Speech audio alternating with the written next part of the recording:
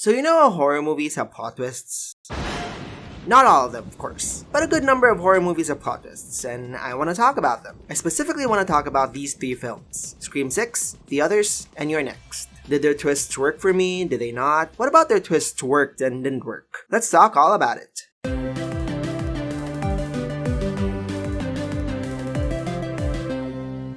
So, let's start with Scream 6. By now, you're probably already familiar with the Scream formula. There's a group of friends, there's a killer named Ghostface, people get murdered, and whoever Ghostface is revealed at the end. There's usually 2 of them. In Scream 2022, which I will be referring to as Scream 5 for the sake of simplicity, the 2 Ghostfaces turn out to be Amber, aka Tara's best friend, and Richie, aka Sam's boyfriend. In Scream 6, the big twist is actually that there are 3 killers this time: Detective Bailey and his 2 kids, Quinn and Ethan, both part of the friend group, of course. Their motive is that Richie was also Detective Bailey's kid. There's a very special bond between a father and his first son. So I guess the 3 decided to go on a little family bonding through revenge. Nothing strengthens family relationships quite like murder. So does this ending work for me? Yeah, nothing about this ending makes any sense. At all. It makes no sense for Sam and Tara not to recognize Richie's family. It makes no sense for investigative journalist Gale Weathers and FBI agent Kirby Reed not to recognize Richie's family. Actually, it makes no sense that not a single character, not even a random student in university, recognizes Richie's family. Early in the film, it's established Sam and Tara are something of celebrities after the events of Scream 5. Aren't you that girl involved in that stab shit in California last year? No, that's a different pirate. Sam especially, since people think she's the one who's actually Ghostface and she framed Amber and Richie. This crazy rumor started online that I orchestrated the whole thing and framed them. So if people recognize Sam and Tara, Murderer! What's wrong with you, bitch? and if people think Sam's the true killer, wouldn't it make sense for news about Richie's family and past to come to light? There's this picture of him in the subreddit, and you expect me to believe no pictures of Richie's family were floating around the web? Nobody posted a picture with the caption, "This is Richie's family. Look how innocent he is. He wouldn't hurt a fly." Even if that didn't happen, Gale wrote a book about the murders of Scream 5. You said you wouldn't write a book about what happened. And then you wrote a book about what happened. Oh, come on. Did she not do any research? And Kirby's an FBI agent, one with a special interest in... what was that again? They take a special interest in Ghostface attacks. How did she not recognize Richie's family at all? And Sam was dating Richie! While I can kinda buy Richie never telling Sam about his family, Sam was obviously going to be at the center of the aftermath of the killings. How did Richie's family never come up even once? But it's not just that nobody recognizes Richie's family. It's also that their plan doesn't make a lick of sense. I don't understand how Quinn could have been Tara and Sam's roommate if she replied to an anonymous ad. How did you come to live with Sam and Tara? I answered their ad online. It was an anonymous ad, Mindy. And you know we vetted her, plus her dad is a cop. Well, the 2 of you must be terrible at vetting then. And speaking of her dad, I don't understand how he can just transfer to the NYPD with A, a fake name, considering how Richie's last name is Kirch and not Bailey, and B, nobody in the NYPD realizing or mentioning that his son was Richie, even when he took on the Ghostface case. After we, lost my brother, my dad wouldn't leave me alone. He even transferred to the NYPD when I got into college, so... Stalker much? Why would you tell Tara about your dead brother? Oh, and here's another unbelievable thing involving Quinn. She gets killed during the first half of Scream 6, only for everyone to find out that turns out she was faking her death all along. You died. Kinda didn't, though. It was a good way to get off the suspect list. Yep, and I just made sure I was first on the scene so I could switch her body up with a fresh one. No. Just... no. There's absolutely no way you were able to get away with what you just said. You cannot fool an entire police department that easily. Also, what exactly was the plan with Quinn after all this was over? Quinn just pretends to be dead for the rest of her life? Wasn't she in college? Was she really willing to give up her whole life when there could have been a dozen other ways to make it seem like she wasn't guilty? There are a whole bunch of other plot holes here and there, but the Scream movies have never been the most realistic. Problem is, this isn't even that effective of a killer reveal. Ethan barely has a connection to Sam and Tara. He's Chad's roommate, and yeah, sure, Chad's part of the Core 4. This will be so fun, a little slumber party with the Core 4. Core 4? Yeah. Did you just give us a nickname? I sure did. But Ethan barely interacts with Tara or Sam. Hey, I have tissues if you want tissues. I have like 3 tissues. I mean, let's be honest here. Some of the theories online about Sam are... Don't you fucking dare. Yeah, those are his biggest interactions with either of them. Quinn is Samantara's roommate, but she's given very little screen time, so she's not given a lot to do and isn't much of a character. I mean, she dies in the first half of the film, so her turning evil just has no emotional effect on me. Why can't she be evil? I barely know anything about her. There's no reason for me to believe she can't be evil. But here's the real deal breaker about this plot twist. It is just so lame. I mean, the family of the previous Ghostface, we already did this in Scream 2. Now you might say Scream 5 also mirrored Scream with the boyfriend being the killer, but at least Richie and Amber had different motivations. This is so lame. It's the easiest route you can take with a sequel to a murder mystery. Of course the parent of the previous killer is the next killer. Of course you're doing so in the name of vengeance. And I like Scream 6. I thought it was a lot of fun. I'm just hoping Scream 7 has a more creative killer reveal, because if it does, I might be able to forgive its more outlandish plot elements. But this one, I just... no. Just no. The Others is a pretty easy film to summarize. A mother and her 2 children think their house is being haunted by ghosts, but it turns out they're actually the ghosts haunting the house. We're not dead!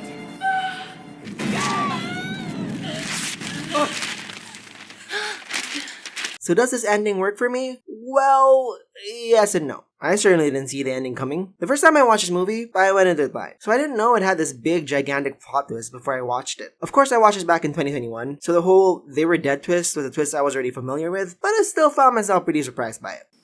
We know the woman went mad, smothered her 2 children, and then shot herself.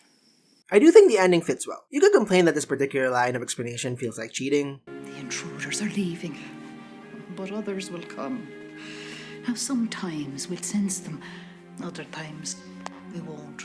But I don't mind. Sometimes you gotta pull some punches in order to make a story work, especially one with such a huge plot twist. But that's also a problem with the film. The entire thing relies so heavily on the plot twist in order to work. The whole plot is built around a twist, and many of the characters' actions or dialogue feel like they were written specifically for the sake of foreshadowing. Like this one.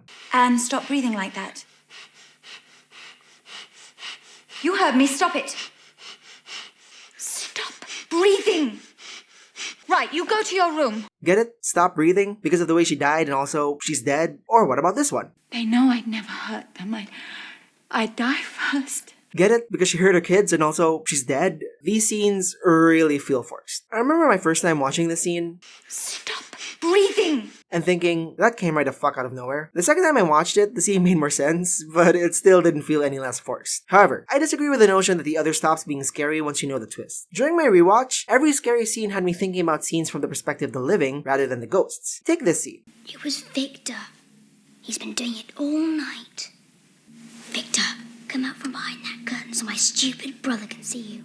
Imagine you're a little kid, just trying to adjust to life in a new home. But for some reason, there are these 2 strange kids whom you've never met before, and you don't know where they came from, and they're just sleeping on your bed. That is terrifying. I do the same thing and hide in the curtains too. Or what about this scene? What have you done with my daughter? I am your daughter. This woman accidentally got possessed by the ghost of a little girl, and then got attacked by another ghost. That's horrifying. It's revealed later that this old woman is actually a medium, so getting possessed by children is probably just another Thursday for her. But for me, I would leave my house immediately if this ever happened to me. So yeah, the twist of the movie does make the movie stay scary. Just a different method of scary from the first watch. However, I do have one especially big problem with the twist. At the beginning of the film, it's revealed the children are photosensitive, and therefore can't be exposed to light. Children have a very serious allergy to light. They are photosensitive and they must never be exposed to any light much stronger than this. As such, the children never leave the house, and the mother spends most of her time inside as well. I'm beginning to feel totally cut off from the world. We'll never go anywhere. Then, there's a scene in the second act where the mom tries to leave, but the fog makes it impossible for her to do so. Don't worry, the fog won't let her get very far. Oh yes, the fog. So it's obviously because they're ghosts that they can't leave their home, whereas last time, it was because the kids were photosensitive. And while the children can touch light now, they still can't leave their home. So what's changed exactly? Their situation before finding out they're dead is almost exactly the same as their situation after finding out they're dead. Their dad does appear in the middle of the film, only to leave again. I just came back to say goodbye to my wife and children. Now I must go. To the front. But him appearing suggests that he's most probably dead too. Daddy died in the war, didn't he? Yes. Will we ever see him again? I don't know. However, he wasn't with them for a year and a half. The master, ma'am. The master went off to war a year and a half ago.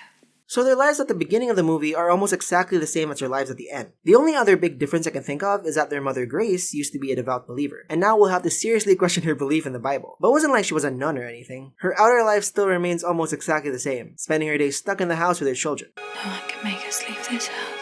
Didn't all three of you want to leave this house though? So I don't know. It's a cool twist and all, but it almost feels kinda pointless. The children complain that they'll never go anywhere, and in the end, this remains true. They will never get to go anywhere. Maybe if, say, the mom and children had friends they now had to learn how to say goodbye to. Or if the mom had dreams she now had to let go of. This would feel like a far more tragic ending for me. Unfortunately, since the mom and children had neither of those, it kinda feels like we ended where we began. Oh, and looks like you're next.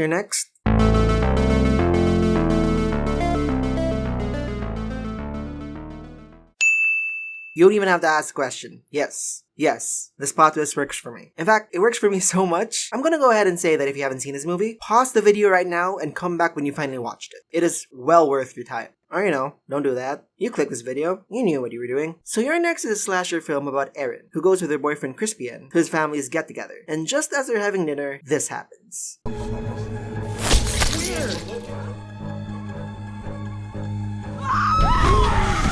That's right, Ty West gets murdered. If you don't know who Ty West is, you probably recognize some of his films. Anyway, chaos ensues, killers invade the house, people get murdered, Erin turns out to be really good at fighting killers.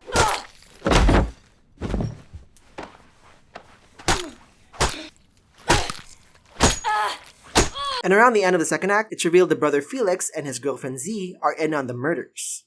Really? You had to do that right in front of me?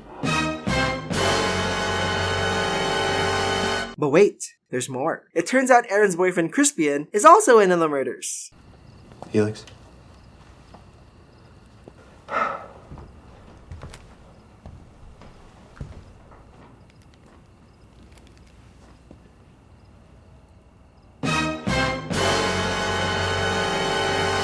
The entire home invasion was done in order for Crispian and Felix to get their inheritance of, well, the actual amount is never stated. But according to Crispian, we're talking millions, babe. So why does this twist work so well for me? Well, here's the deal. When I started working on this video, I had already seen Scream 6 and the others. So I wanted something new for the third film, and I chose You're Next. I went in mostly blind. The only thing I knew was that it had a twist. And that twist pretty much kept me going, because damn, I did not like the first half of this film. I mean, I didn't hate it either. It had its funny moments. Yeah, they must be using a jammer. What? A cell phone blocker. They're illegal, but you can get them on the internet for like $30. Felix, you fucking lowlife. What are you calling me a lowlife for, man? I'm just trying to help the situation. But I mostly thought of it as a well-made but uninspired slasher film. And then the third act came in, and the movie has never made me eat my words more quickly. First off, this movie is 10 times more hilarious if you know how the story will turn out. And not just the twists, but also the fact that Erin grew up in a survivalist compound. Well, I had kind of a weird childhood. I grew up on a survivalist compound. Which is why she's so good at fighting killers. How are we supposed to know that you were really good at killing people? Which is actually sort of weird, by the way. Every time a masked killer tries to attack Erin, they are embarrassingly thwarted.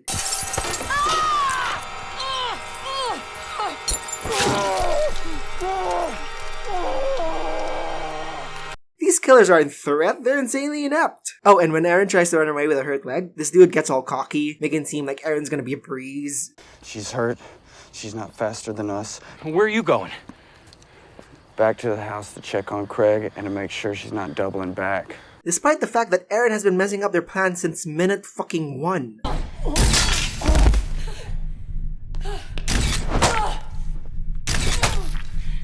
Yeah, fuck him up good, Erin! I also find Felix's reactions fucking hilarious when you know he and Crispian are behind everything. There's this scene where Crispian says he's going to leave.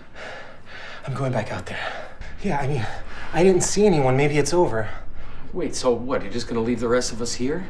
And Felix's face is all, what the fuck, dude? I thought we were in this together. This was not planned, by the way. Crispian actually apologizes to Felix at the end of the film. Look, I know you're pissed at me for not helping out. I couldn't do it, man. I told you this might happen. I saw Mom and the blood, and you know I'm a pacifist. I can't deal with the violent stuff.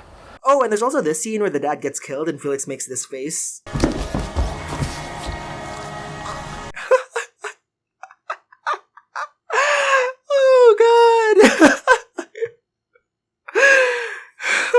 This movie made me go from meh to hell fucking yeah, really impressively. And then the rewatch made me go hell fucking yeah, all the way through. And there you have it. When it comes to horror movie plot twists, Scream 6 didn't work for me, the others both worked for me and didn't, and Your Next definitely worked for me. Thank you so much for watching this video. This is usually the part where I say something like, comment down below what your favorite horror movie plot twist is. However, I do not want the comment section to be filled with spoilers of movies other than these 3. So here's another question. What's your favorite horror comedy? And as always, all likes, comments, and subscribes are greatly appreciated. Till next time,